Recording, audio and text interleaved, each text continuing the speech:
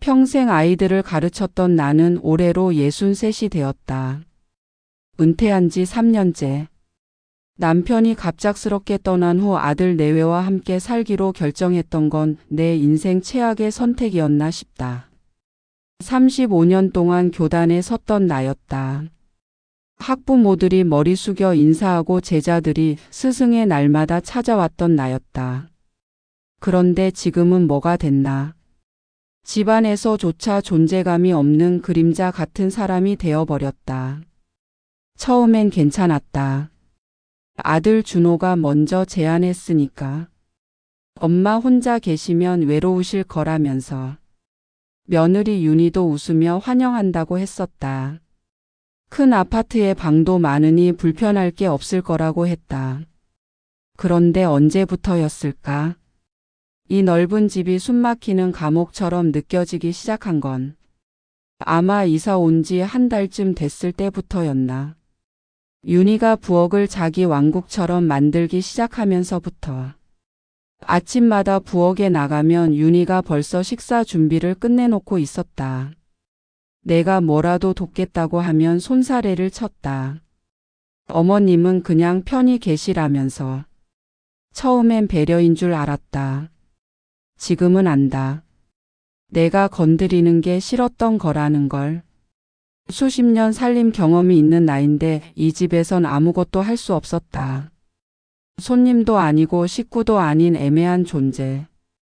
그게 나였다. 오늘도 마찬가지였다. 새벽 5시에 일어났다. 오랜 습관이라 일찍 눈이 떠진다. 부엌에 나가 차라도 끓이려고 했다. 그런데 냉장고를 열자마자 윤희가 나타났다. 잠옷 차림으로 머리는 헝클어진 채였지만 눈빛은 날카로웠다. 어머님 제발 그냥 두세요. 제가 정리해 놓은 거 다 흐트러뜨리지 마시고요. 그 차가운 목소리에 내 손이 멈췄다. 그냥 우유 한 잔 마시려고 했을 뿐인데. 변명도 하지 못하고 방으로 돌아왔다.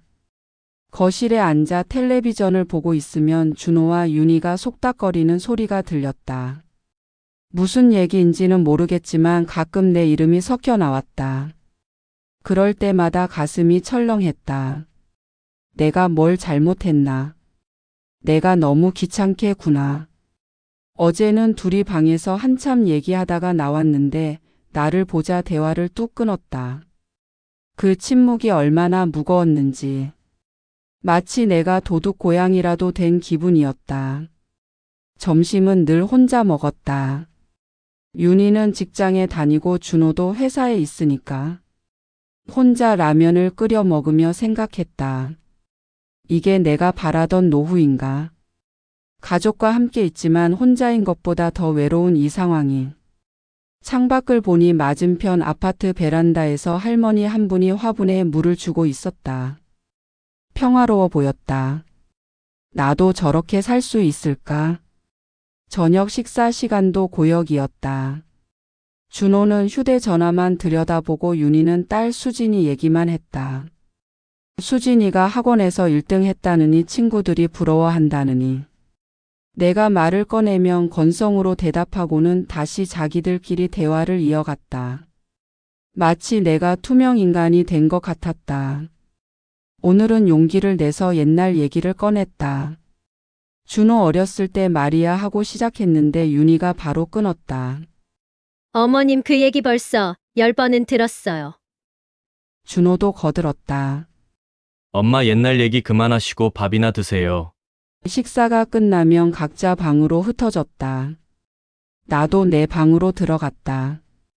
작은 방이었다. 창문 하나에 침대와 옷장이 전부인 방. 벽에는 남편 사진 한 장 걸려 있었다. 여보, 당신이 살아 있었다면 이렇게 되진 않았을 텐데. 사진 속 남편은 여전히 웃고 있었다. 대답 없는 미소만 짓고 있었다. 밤이 되면 작은 방에 혼자 누워 천장을 바라봤다. 젊었을 때는 하루가 모자랐는데 지금은 하루가 너무 길었다. 학교에서 아이들 가르치며 바쁘게 살았던 그때가 그리웠다. 적어도 그때는 내가 필요한 사람이었으니까. 교무실에서 동료들과 웃으며 커피 마시던 시간. 수업 끝나고 학생들 상담하던 시간. 그 모든 게 꿈처럼 멀게만 느껴졌다. 잠이 오지 않아 일어나 창가에 섰다. 도시의 불빛들이 반짝였다. 저 불빛 하나하나에 사람들의 삶이 있겠지. 나처럼 잠 못 드는 사람도 있을까? 나처럼 가족 속에서 외로운 사람도 있을까? 한숨이 나왔다. 63이라는 나이가 무겁게 느껴졌다. 창밖으로 바람 소리가 들렸다. 계절이 바뀌는 소리였다. 그런데 이상했다. 바람만 바뀌는 게 아니라 내 마음도 뭔가 달라지고 있었다.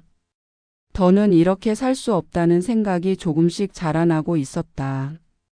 이대로 죽을 때까지 눈치만 보며 살 순 없다는 생각이. 뭔가 변화가 필요했다. 하지만 무엇을 어떻게 바꿔야 할지 막막했다. 그저 바람 소리만 들으며 서 있었다. 변화의 바람이 내 안에서도 불기 시작했다. 사소하지만 깊은 상처. 며느리 윤희는 나쁜 사람은 아니었다. 그저 자기 방식이 확고한 사람일 뿐. 하지만 매일 듣는 무심한 말들이 내 가슴에 작은 구멍을 내고 있었다. 처음엔 그냥 넘겼다. 나이 들면 다 참아야지 하면서. 그런데 참을수록 상처는 더 깊어졌다. 마치 물방울이 바위를 뚫듯이 작은 말들이 내 마음을 갉아먹고 있었다. 어제는 내가 빨래를 개고 있었는데 윤희가 와서는 한숨을 쉬었다. 어머님 제가 할게요. 어머님이 하시면 다시 해야 돼서 일이 2배가 된다니까요. 그 말에 내 손이 멈췄다. 평생 살림했던 내가 빨래 하나 제대로 못 갠다는 건가. 수건 개는 방법이 다르다며 윤희가 내가 갠 걸 다시 펼쳤다. 이렇게 해야 장롱에 넣기 좋다면서.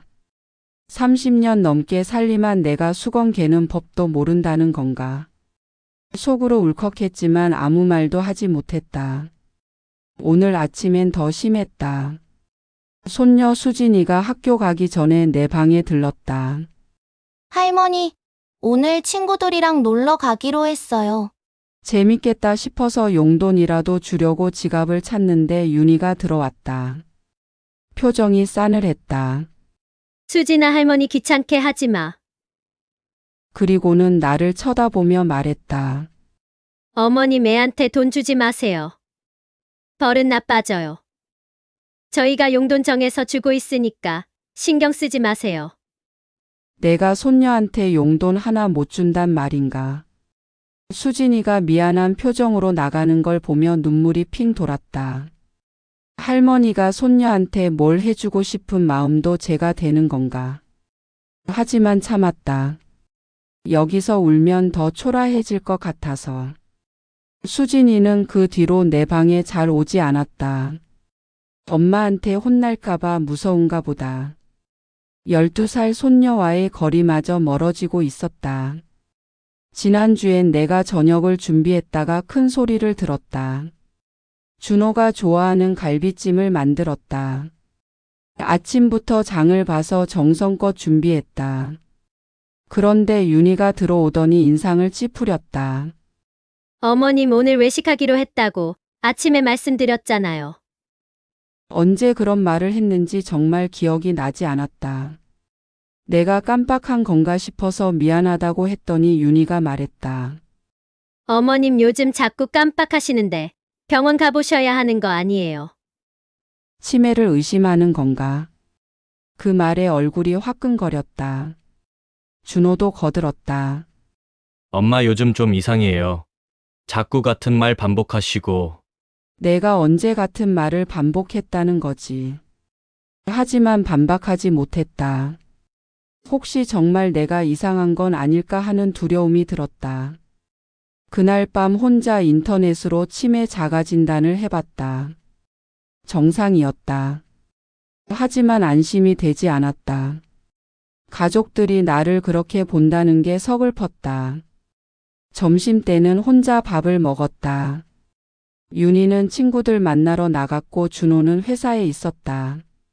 식탁에 혼자 앉아 김치찌개를 먹는데 텅 빈 집이 너무 조용했다. 숟가락 놓는 소리까지 크게 들렸다. 텔레비전을 켜봤지만 시끄럽기만 했다. 그냥 조용히 혼자 밥을 먹었다. 이게 앞으로도 계속될 내 일상인가? 그때 현관문이 열렸다. 준호가 깜빡 잊은 서류를 가지러 왔다고 했다. 엄마 뭐 하세요? 밥 먹고 있다고 하니까 잠깐 앉았다. 그런데 대화가 이어지지 않았다. 어색한 침묵만 흘렀다. 준호가 먼저 일어났다. 엄마, 저 가볼게요. 그 짧은 만남이 오히려 더 쓸쓸했다. 아들과도 할 말이 없는 사이가 되어버렸구나. 준호야, 엄마가 너무 불편하니. 내가 조심스럽게 물었다. 준호가 놀란 표정을 지었다. 무슨 소리세요? 편하게 계시면 되죠. 그래, 편하게. 그 말이 오히려 더 서글펐다. 나는 여기서 그저 편하게만 있으면 되는 존재인가? 아무것도 하지 말고 그저 밥만 먹고 자면 되는 건가? 그게 아들이 바라는 엄마의 모습인가? 저녁이 되자 윤희가 돌아왔다. 오늘은 내가 저녁을 준비했다. 미역국과 불고기 생선구이까지. 정성껏 차렸는데 윤희의 표정이 좋지 않았다. 어머님 왜 이렇게 많이 하셨어요? 저희 오늘 저녁 약속 있다고 했잖아요. 또 시작이었다. 정말 들은 적이 없는데. 하지만 변명하지 않았다. 그냥 내가 깜빡했나 보다 하고 넘겼다. 준호와 윤희가 나간 후 혼자 차린 밥상을 혼자 치웠다. 설거지를 하며 생각했다. 이게 내 삶인가? 평생 열심히 살아온 대가가 이것인가? 교사로서 수많은 아이들을 가르치고 좋은 엄마가 되려고 노력했는데 이제는 그저 귀찮은 존재가 되어버렸다. 방으로 돌아와 일기장을 꺼냈다. 오늘도 상처받은 일들을 적었다. 그런데 문득 깨달았다. 매일 같은 내용만 반복해서 쓰고 있다는 걸. 며느리가 차갑게 대했다. 아들이 무관심하다. 나는 외롭다. 이 세 문장의 반복이었다. 이렇게 살다가는 정말 병들겠다는 생각이 들었다. 뭔가 바꿔야 했다. 하지만 어떻게? 63의 나이에 무엇을 바꿀 수 있을까? 막막했다. 일요일 오후 초인종이 울렸다. 옆집에 사는 김노인 부부였다. 정혜 씨, 저희 집에 차 한잔하러 오실래요? 평소엔 거절했을 텐데 오늘은 왠지 나가고 싶었다. 며칠째 준호와 윤희 얼굴도 제대로 못 봤다. 주말인데도 둘 다 각자 약속이 있다며 아침 일찍 나갔다. 수진이는 학원 특강이라고 했다. 일요일에도 학원을 가는 아이가 불쌍했지만 내가 뭐라 할 처지는 아니었다. 그래서 더 외로웠는지도 모른다. 김노인 부부의 집은 우리 집보다 작았지만 따뜻했다. 거실 테이블엔 직접 구운 쿠키와 차가 놓여 있었다. 오랜만에 남의 집에서 대접받는 기분이 들었다. 김 할머니가 쿠키를 권했다. 직접 구웠어요. 정혜 씨 드시라고 특별히 만든 거예요. 그 말에 코끝이 찡했다. 나를 위해 뭔가를 준비했다는 사실이. 언제 마지막으로 이런 대접을 받아봤던가. 우리도 자식들이랑 살다가 따로 나왔어요. 김 할머니가 웃으며 말했다. 처음엔 서운했는데 지금은 이게 더 편해요. 서로 눈치 안 보고 살 수 있으니까. 그 말에 내 마음이 흔들렸다. 김 할아버지가 거들었다. 자식들도 우리 눈치 안 보고 편하게 살고 우리도 편하고 가끔 만나면 더 반갑고 좋더라고요. 정혜 씨는 어떠세요? 같이 사는 게 힘들지 않으세요? 김 할머니의 물음에 잠시 망설였다. 그런데 이상하게 이 부부 앞에서는 솔직해지고 싶었다. 사실은 너무 힘들어요. 며느리 눈치 보느라 내 방에만 있는 시간이 더 많아요. 밥도 혼자 먹을 때가 많고요. 말이 나오기 시작하니 멈출 수가 없었다. 그동안 쌓였던 것들이 본물처럼 터져 나왔다. 아들도 예전 같지 않아요.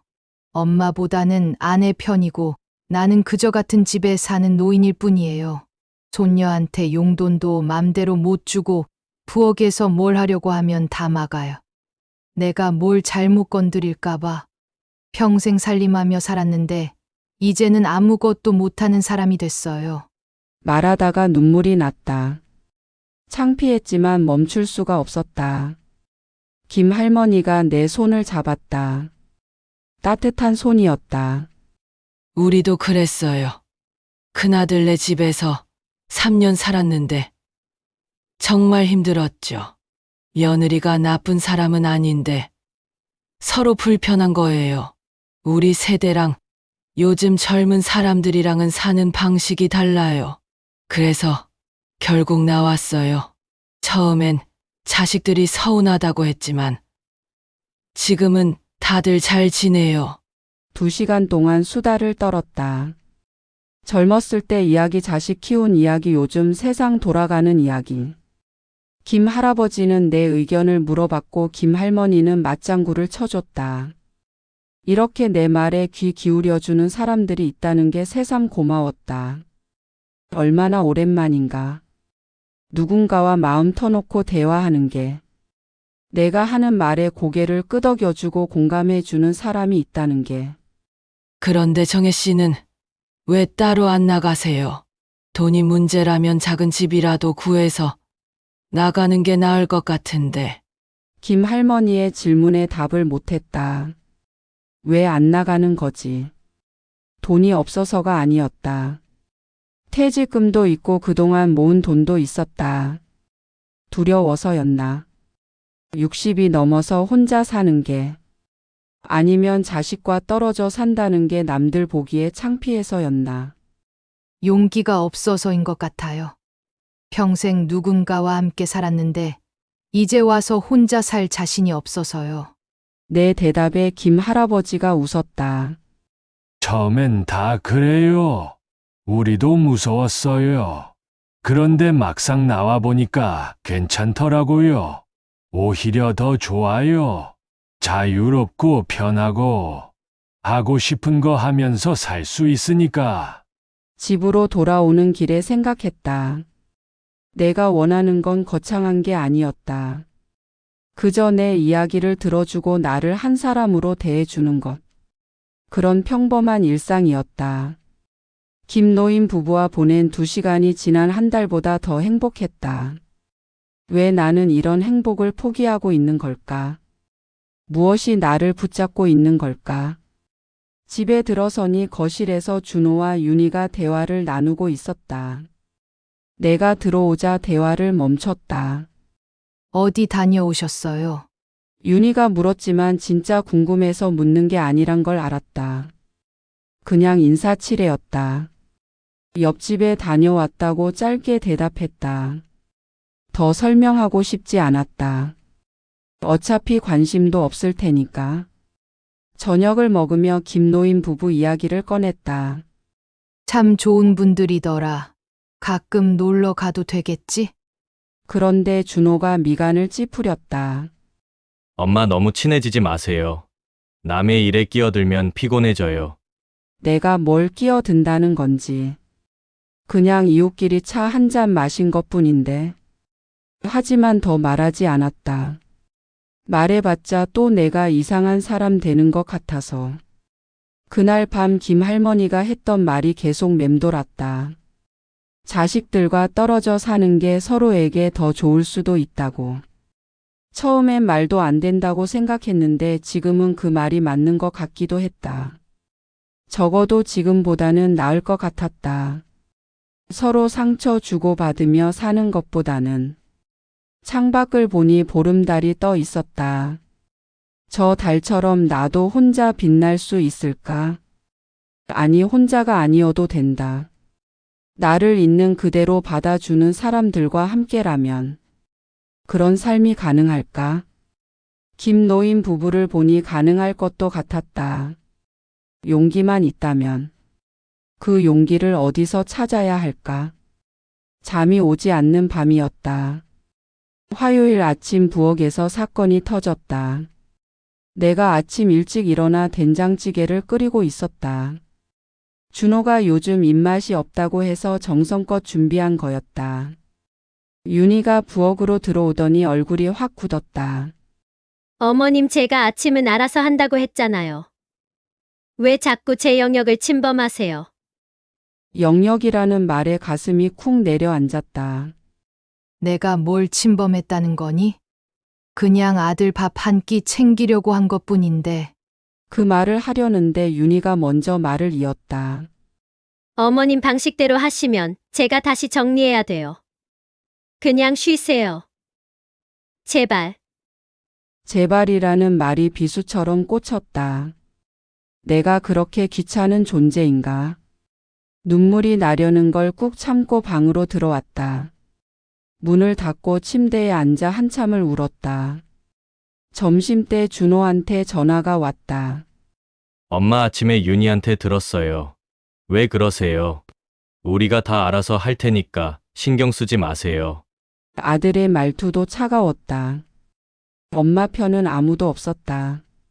그래, 내가 왜 이러고 있지? 평생 남 눈치 안 보고 살았는데 이제 와서 며느리 눈치를 보고 있다니. 교사로 일할 때는 학부모들도 나를 존중했는데 지금은 집에서조차 대접받지 못하고 있었다. 저녁이 되기 전에 집을 나왔다. 동네 공원을 한 바퀴 돌았다. 벤치에 앉아 하늘을 올려다봤다. 구름이 빠르게 흘러가고 있었다. 나도 저렇게 흘러가야 하는 건 아닐까? 집에 돌아오니 거실에 준호와 윤희가 기다리고 있었다. 준호가 먼저 말을 꺼냈다. 엄마, 우리 얘기 좀 해요. 이렇게는 못 살겠어요. 그 말에 내 심장이 멈추는 것 같았다. 윤희가 이어서 말했다. 어머님이 계시는 건 감사한데요. 저희도 저희 생활이 있잖아요. 서로 간섭하지 말고 각자 생활하면 안 될까요? 간섭. 그게 나를 표현하는 단어였구나. 알겠다. 내가 짧게 대답했다. 더 들을 필요가 없었다. 이미 충분히 들었으니까. 방으로 들어와 옷장을 열었다. 오래된 여행 가방이 보였다. 언젠가는 써야 할 때가 올 것 같았는데 그게 지금인가 보다. 그날 밤 잠이 오지 않았다. 천장을 보며 생각했다. 63년 인생 중에서 가장 힘든 순간이었다. 하지만 동시에 뭔가 새로운 시작의 순간이기도 했다. 이제는 변해야 할 때였다. 새벽 4시 잠이 오지 않아 거실로 나왔다. 선반에 놓인 앨범을 꺼냈다. 먼지가 수북이 쌓여 있었다. 언제 마지막으로 펼쳐봤는지 기억도 나지 않았다. 첫 장을 넘기자 젊은 시절 내 모습이 보였다. 교단에 서서 아이들을 가르치는 모습. 얼굴에 자신감이 넘쳤다. 그때의 나는 빛나고 있었다. 누구의 엄마나 아내가 아닌 교사 정혜로서. 다음 장엔 남편과 찍은 사진들이 있었다. 신혼여행 때 제주도에서 찍은 사진. 준호 돌잔치 때 찍은 사진. 남편이 갑자기 떠나기 전까지 우리는 행복했다. 적어도 그땐 내가 주인공인 삶을 살았다. 시골 작은 집에서 살던 때가 떠올랐다. 마당에 텃밭을 가꾸고 닭도 몇 마리 키웠다. 이웃들과 김장도 함께 하고 명절엔 음식을 나눠 먹었다. 가난했지만 풍요로웠던 시절이었다. 은퇴식 날 찍은 사진도 있었다. 동료 교사들이 꽃다발을 들고 둘러싸고 있었다. 다들 아쉬워했다. 정혜 선생님 같은 분이 떠나시면 학교가 허전할 거라고. 그때까지만 해도 나는 필요한 사람이었다. 그런데 언제부터 이렇게 됐을까? 남편이 떠나고 혼자가 되는 게 두려워서 아들 집으로 들어왔다. 그게 실수였나? 아니다.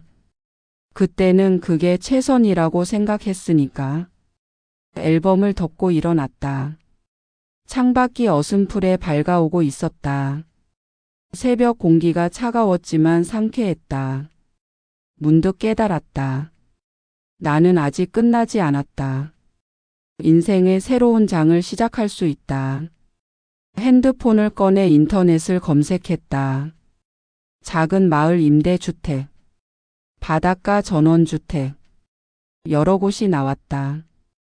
그 중에서 동해 바닷가 작은 마을이 눈에 들어왔다. 사진 속 파란 바다가 나를 부르는 것 같았다. 은행 통장을 확인했다. 퇴직금과 그동안 모은 돈이 있었다. 작은 집을 구하고 새로운 삶을 시작하기엔 충분했다. 마음이 두근거렸다. 18살에 대학 입학하던 때처럼. 그래 결심했다. 더는 눈치 보며 살지 않겠다. 내 인생의 주인은 나니까. 63에 새 출발이 늦은 건 아니다. 오히려 지금이 딱 좋은 때일지도 모른다. 일주일 동안 조용히 준비했다. 낮에 준호와 윤희가 없을 때 부동산을 돌아다녔다. 동해 바닷가 작은 마을에 깨끗한 전셋집을 찾았다. 창문 너머로 바다가 보이는 아담한 집이었다. 계약금을 넣고 돌아오는 길에 묘한 해방감이 들었다. 내 이름으로 계약한 내 공간. 누구 눈치도 보지 않아도 되는 곳. 가슴이 뛰었다. 그런데 막상 준호한테 말하려니 입이 떨어지지 않았다. 저녁 식탁에서 몇 번이나 말을 꺼내려다 멈췄다. 윤희의 차가운 시선이 느껴질 때마다 용기가 사라졌다. 토요일 아침 드디어 결심했다. 준호야, 엄마가 할 말이 있다. 거실에 준호와 윤희를 불러 앉혔다. 둘 다 의외라는 표정이었다. 나 다음 달에 이사 가기로 했다. 동해 쪽에 작은 집을 구했어. 말이 끝나자마자 정적이 흘렀다.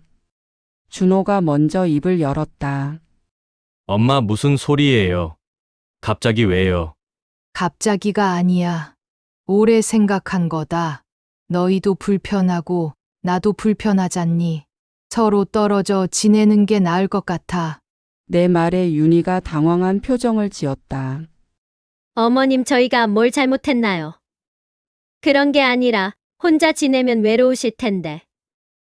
윤희의 걱정이 진심인지 아닌지 알 수 없었다. 하지만 이미 결정한 일이었다. 괜찮아. 오히려 혼자가 편할 것 같아. 너희도 신경 쓰지 말고 너희 삶을 살아. 나도 내 삶을 살게. 준호가 한숨을 쉬었다. 엄마 정말 그러실 거예요. 그럼 이미 계약도 했어. 다음 주에 짐 정리 시작할 거야. 필요한 것만 가져갈 테니까 나머지는 너희가 써. 일어나려는데 준호가 잡았다. 엄마 진짜 괜찮겠어요. 거기 아는 사람도 없잖아요. 그 말에 웃음이 나왔다. 여기도 마찬가지잖아.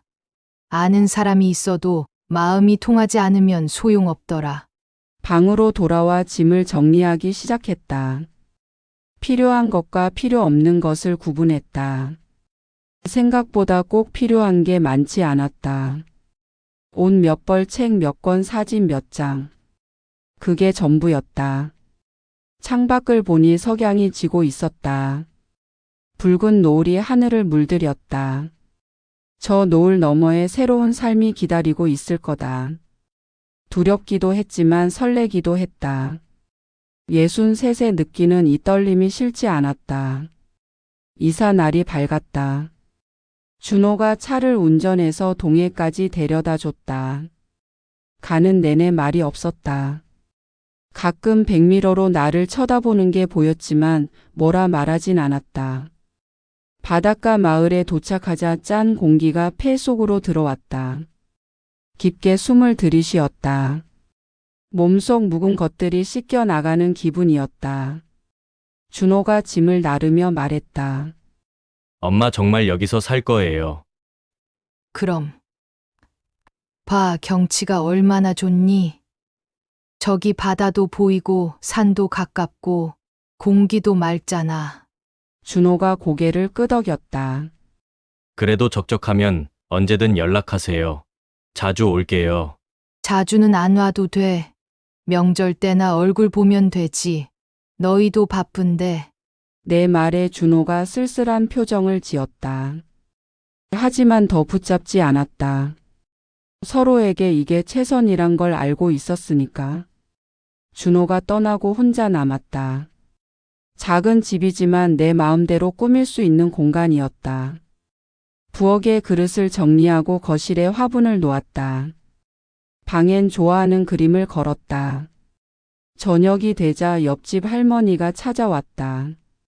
새로 이사 오셨다면서요. 동네 사람들 소개해 드릴게요. 따뜻한 미소가 마음을 녹였다.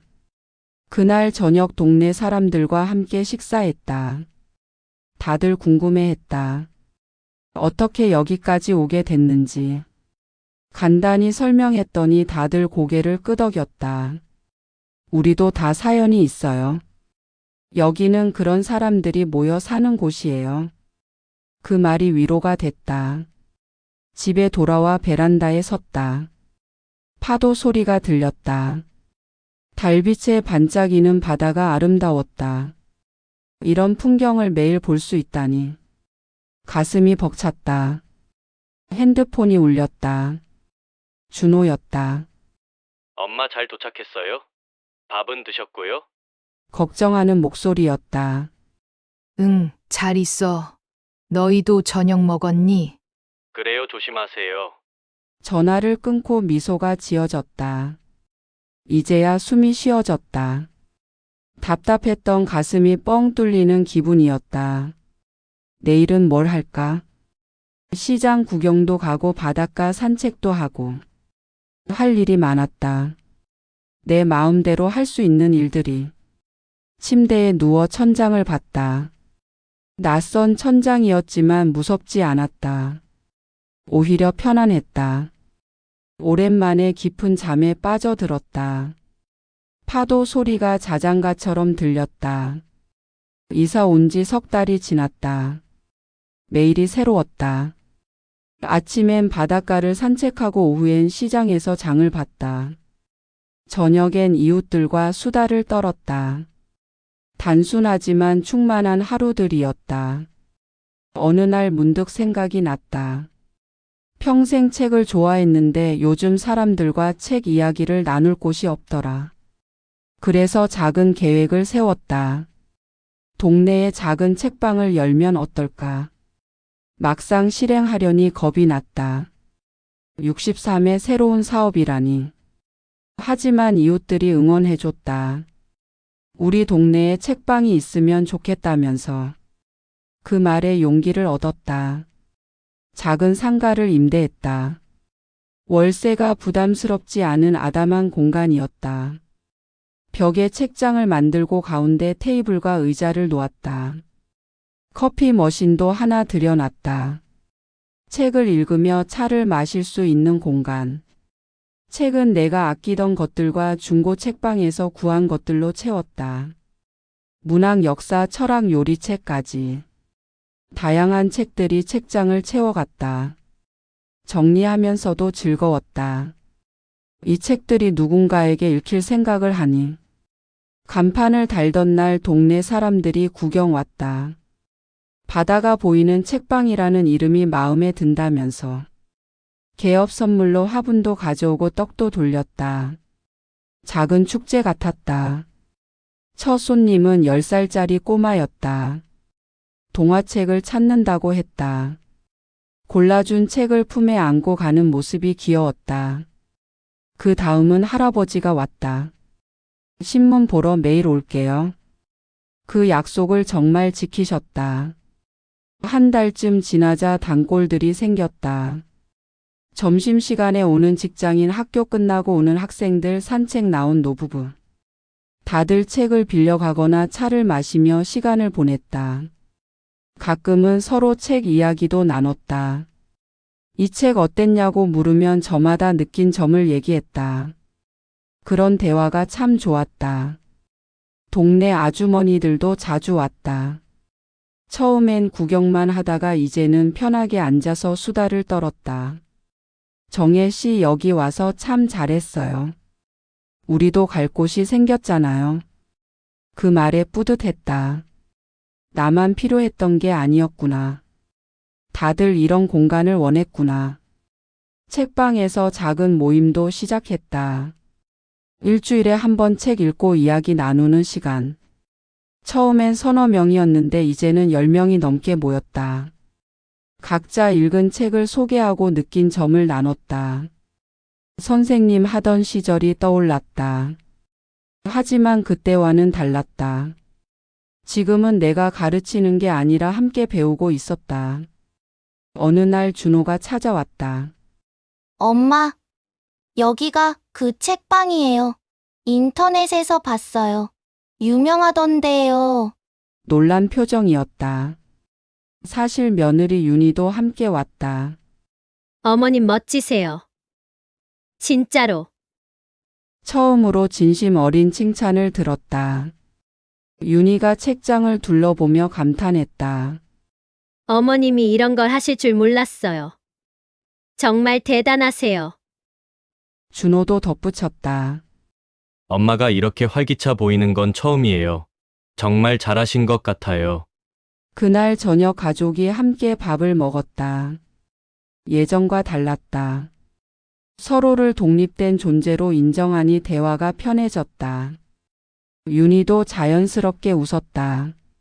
어머님 다음에 또 올게요. 책 추천해 주세요. 수진이도 데려올게요. 그렇게 해. 수진이가 좋아할 만한 책 준비해 놓을게. 내 말에 윤희가 진짜 웃었다. 처음 봤다. 며느리가 나를 보며 저렇게 편하게 웃는 모습을. 거리를 두니 오히려 가까워진 기분이었다. 집으로 돌아가는 준호를 배웅하며 말했다. 이제야 제대로 사는 것 같다. 준호가 내 손을 잡았다. 엄마가 행복해 보여서 다행이에요. 미안했어요. 그동안 힘드셨죠? 우리가 너무 엄마를 몰랐던 것 같아요. 괜찮아. 덕분에 새로운 삶을 찾았잖아. 모든 일에는 때가 있는 법이야. 너희도 나중에 알게 될 거야. 부모와 자식이 적당한 거리를 둬야 서로 행복할 수 있다는 걸. 준호가 고개를 끄덕이고 차에 올랐다. 멀어지는 차를 보며 손을 흔들었다. 마음이 따뜻했다. 책방으로 돌아와 불을 껐다. 어둠 속에서 책 냄새가 났다. 창밖으론 파도 소리가 들렸다. 내일은 또 어떤 사람들이 올까? 어떤 이야기를 나눌까? 기대가 됐다. 매일이 선물 같았다. 거울을 봤다. 주름진 얼굴이지만 눈빛은 살아 있었다. 교단에 서던 그때처럼. 아니, 그보다 더 생기가 돌았다. 63세 나이에 찾은 새로운 나. 이게 진짜 정혜구나. 책방 문을 나서며 바다를 봤다. 달빛 아래 은빛으로 빛나는 파도. 저 파도처럼 나도 계속 움직이고 있었다. 멈추지 않고 앞으로 나아가고 있었다. 그게 살아있다는 증거였다. 인생은 언제든 다시 시작할 수 있다. 늦었다고 생각할 때가 가장 빠른 때라고 하지 않았던가. 나는 증명했다. 60이 넘어서도 새로운 삶을 살 수 있다는 걸. 용기만 있다면 누구든 할 수 있다는 걸. 집으로 걸어가는 길. 발걸음이 가벼웠다.